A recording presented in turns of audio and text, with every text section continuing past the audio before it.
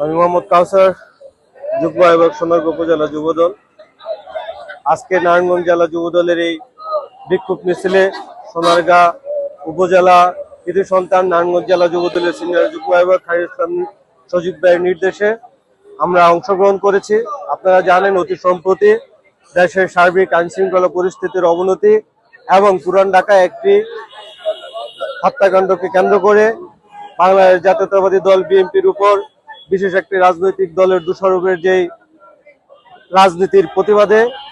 অপরাজনীতির প্রতিবাদে আজকে আমাদের এই বিক্ষোভ মিছিল। আপনারা জানেন, বাংলাদেশ জাতীয়তাবাদী দল বিএনপি বরাবরই বাংলাদেশ গণমানুষের রাজনীতি করে আসছে।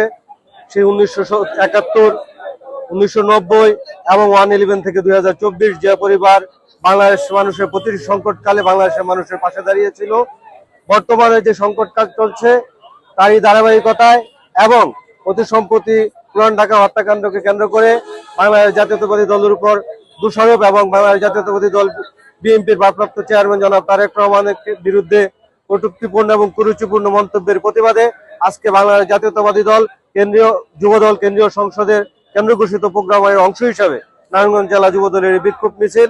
আমরা এই বিক্ষোভ মিছিল থেকে বলতে চাই, যে দল গণমানুষের দল, এ দলের অস্তিত্ব চিরকাল থাকবে।